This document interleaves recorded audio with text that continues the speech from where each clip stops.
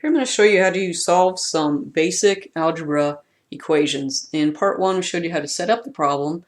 Now that you have the problem set up, now it's time to actually solve for the variable. And so the whole idea behind this is to get the variable on one side of the equation and numbers on the other side. So for example, if your variable is x that you're solving for, in the end you want it to say x equals something. So this is what we're driving towards, is getting the x on one side of the equation by itself.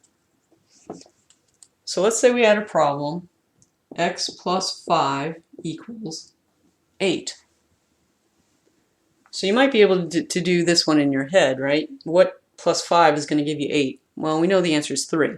But algebraically, how you want to do this is you need, again, you want to get x by itself. So you need to get rid of this 5 because we want the equation to say x equals something. Well, so that means we have to get rid of the 5. So how do you get rid of that 5? Well, here you see that we're adding 5. So to get rid of it, you do the opposite. So the opposite of addition is subtraction. So all we're going to do is subtract 5. Now if we subtract 5 on one side of the equation, we have to subtract 5 on the other side of the equation in order to keep them equal. If you think about two people who weigh the same, right? They have equal weight. If one of them loses 5 pounds, then in order to stay equal, the other person's going to have to lose 5 pounds as well. Otherwise, they won't be equal anymore. So that's the same here. If you do something on one side of the equation, you have to do the same thing on the other side of the equation in order to keep them equal. So here, we did the opposite of addition, we did subtraction. So 5 minus 5 is now 0. So we got rid of that.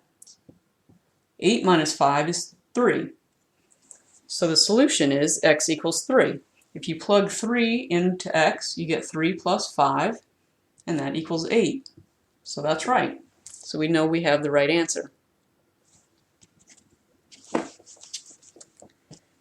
Let's say you have x minus 12 equals 4.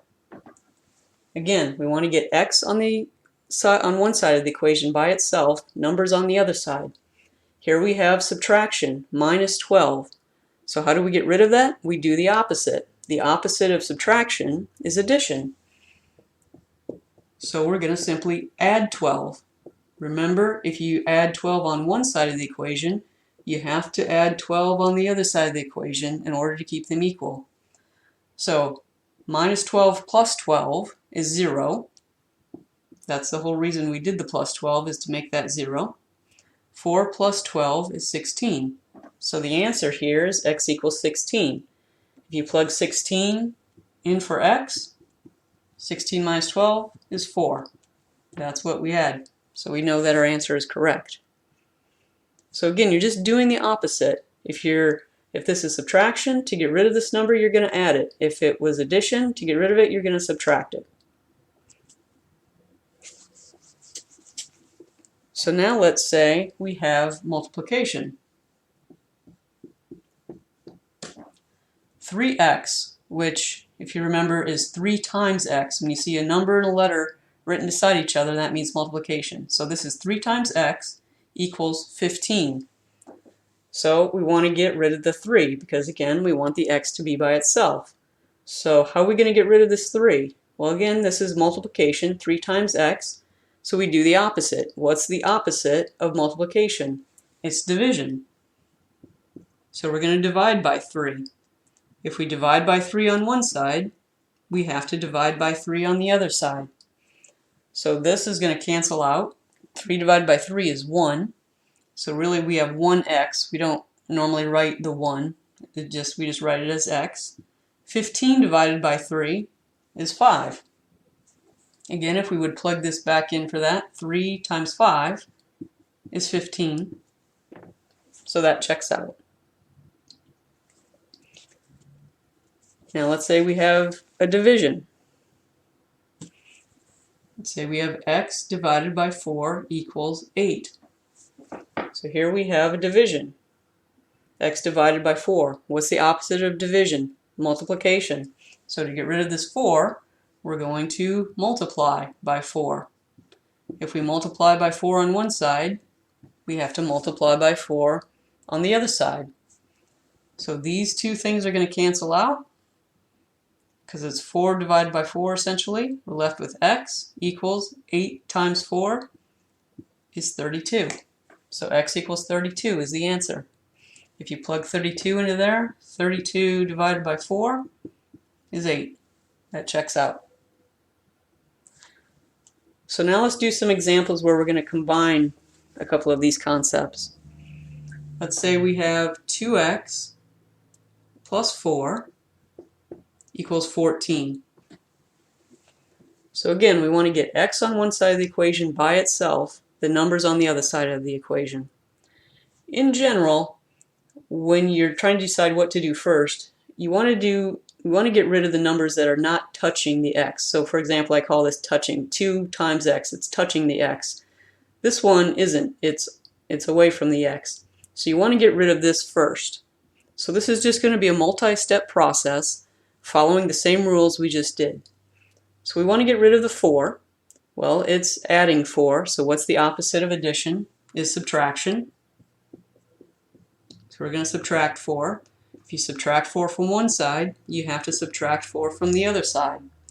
4 minus 4 is 0, so we got rid of that. So we're just left with 2x equals 14 minus 4 is 10. So now we have 2 times x, 2x equals 10. So we still need to get rid of this 2. This is multiplication, so how do we get rid of that 2? The opposite of multiplication is division, so we're going to divide by 2. If you divide one side by 2, you have to divide the other side by 2. These two cancel out to 1, so you're left with x equals 10 divided by 2 is 5. So that's your answer. And if you plug that in, 2 times 5 plus 4, 2 times 5 is 10 plus 4 equals 14. So that's the right answer. We'll do one more.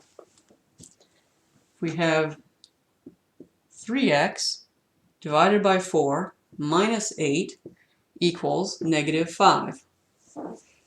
So again, these are what I call touching x, the 3 and the 4. So you want to get rid of this one first. So this is minus 8. How do we get rid of minus 8? You do the opposite. You add 8. So we have 3x divided by 4 minus 8 plus 8 equals negative 5 plus 8, because we have to do it on both sides. Minus 8 plus 8 is just 0. So we have 3x divided by 4 equals minus 5 plus 8 is 3. So now we have a 3 and a 4 touching the x, so it really doesn't matter which one you do first. To me, it makes more sense to get rid of the 4 first. So here we have it's dividing by 4. So to get rid of it, we're going to do the opposite. We're going to multiply by 4. 4 times 3x divided by 4 equals 3 times 4. Because if you multiply by 4 on one side, you have to multiply by 4 on the other side.